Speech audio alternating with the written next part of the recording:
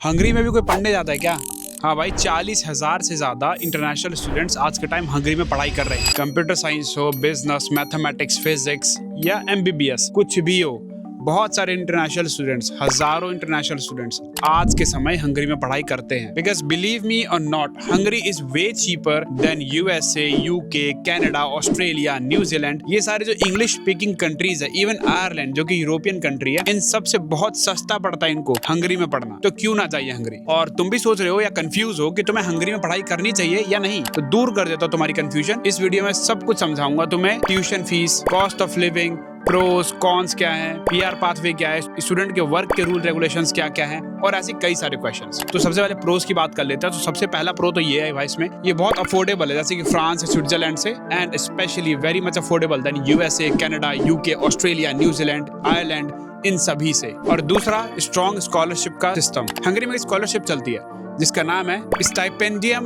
Hungaricum. इस scholarship के अंदर आपकी tuition fees, living cost, insurance cost, सब कुछ, everything will be covered by the Hungarian government. तो ये वहाँ की एक बहुत ज्यादा अच्छी स्कॉलरशिप है, जिसकी वजह से हंगरी बहुत पॉपुलर भी है, क्योंकि बहुत सारे स्टूडेंट्स को मिलती है। उनका कॉस्ट है ही नहीं कुछ पढ़ने का, और उनको यूरोप का एक्सेस तो मिलता ही है। तो इसी के साथ हम आते हैं तीसरे बेनिफिट पे, जो कि है यूरोपियन यूनियन, यानी Hungary is a part of European union. Hungary जो है वो आपको एक्सेस दिला देता है 27 देशों का या उससे ज्यादा, अगर आपको बिना वीजा के घूमना है। क्योंकि एक बार आपको हंगरी का वीजा मिल गया, इसका मतलब आपको शेंगन वीजा मिल गया, यानी आप जहाँ चाहो, Austria, Switzerland, Germany, France, Netherlands, Luxembourg, just name it, उस हर एक शेंगन कंट्री में स्पेसिफिकली आराम से जाके आप घूम सकते हो। आपको कोई दूसरा वीजा नहीं चाहिए। डायरेक्ट ट्रेन, फ्लाइट, बसेस सब चलती हैं। बहुत इजी और सस्ता वे है घूमने का यूरोप में, अगर आपको घूमने का शौक है तो। और चौथा सबसे इंपॉर्टेंट प्रो ये है कि आप हंगरी में एज ए स्टूडेंट 30 आवर्स पर वीक काम कर सकते हो। बहुत सारी कंट्रीज में 20 आवर है, including Austria, Germany and many more, लेकिन हंगरी में ये 30 आवर्स है। मतलब यानी आप साल में 30 घंटे पर वीक काम कर सकते हो पढ़ाई के साथ साथ, पार्ट टाइम। और आपको ये भी इसमें लीगैलिटी है 90 डेज फुल टाइम, या फिर यू कहूं 66 डेज वर्किंग डेज आप पूरा काम कर सकते हो फुल टाइम हंगरी के अंदर, which is very good for the students, क्योंकि अपनी पढ़ाई के साथ साथ और कमा पाएंगे और सेव भी ज्यादा कर पाएंगे। एंड फिफ्थ प्रो,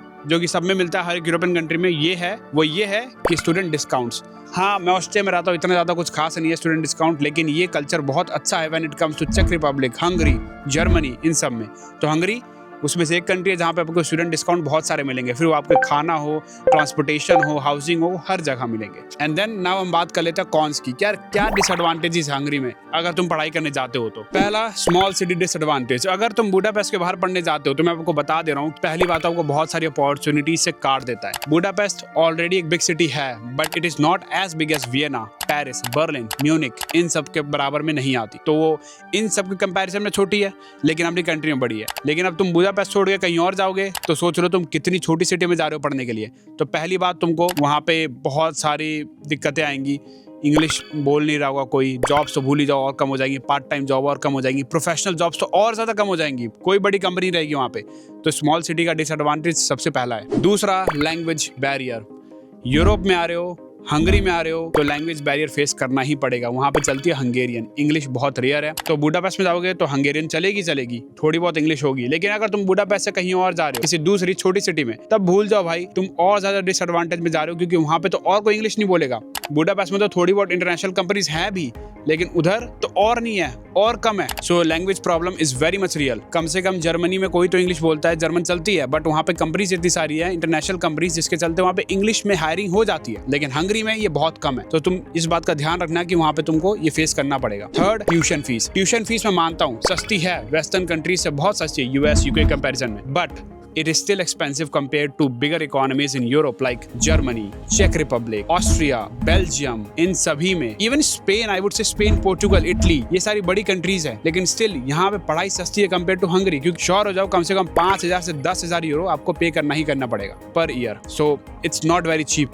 5 से 10,000 यूरो का मतलब ये है अराउंड 6 लाख से लेके 12 लाख रुपए तक आपको पे करना पड़ सकता है साल का। तो ये इतना भी सस्ता नहीं है। नेक्स्ट कौन, ये होगा पोस्ट स्टडी वर्क परमिट। ये आपको सिर्फ मिलेगा 9 महीने का, यानी वहाँ आपने पढ़ाई खत्म कर ली, अब आपको जॉब सर्च वीजा चाहिए, तो सिर्फ 9 महीने का है हंगरी के अंदर। यही सेम चीज जर्मनी में 18 महीने की है, फ्रांस में इंडियंस के लिए 2 साल का है, ऑस्ट्रिया में 1 साल का है, तो ये हंगरी में सिर्फ 9 महीने का ही है। तो ध्यान रखना, अगर हंगरी में जा रहे हो और पहले तो लैंग्वेज बैरियर, जॉब मिलना मुश्किल है, और अगर पढ़ाई के टाइम पे जॉब नहीं मिली, तुम जॉब सीकर वीजा पे आने की नौबत आई, तो सिर्फ 9 महीने का है, और अगर 9 महीने में जॉब नहीं ढूंढ पाए तो you have to leave the country, that's the final option. या फिर दूसरी मास्टर फिर से करो, दैट्स अनदर ऑप्शन, बट कौन करना चाहेगा वो। तो आप और कंफ्यूज ना हो इसके लिए मैं सिंप्लीफाई कर देता हूँ, क्या हंगरी तुम्हारे लिए है या नहीं है। तो सिंपल सी बात है भाई, अगर तुमको फुल स्कॉलरशिप मिल रही है, सब कुछ फुल्ली पेड है, जाओ भाई, क्योंकि सब कुछ तुम्हारा पे हो चुका है, तब तो और अच्छा है। लेकिन अगर तुम श्योर हो तुम्हें स्कॉलरशिप मिल भी है, लेकिन तुम्हें तब भी नहीं जाना क्योंकि तुमको लग रहा है जर्मनी बेटर ऑप्शन है, या ऑस्ट्रिया या फ्रांस, ये सब बेटर ऑप्शन है क्योंकि वहाँ पढ़ाई सस्ती है, इकोनॉमी बड़ी है, तो भाई तुम सही हो,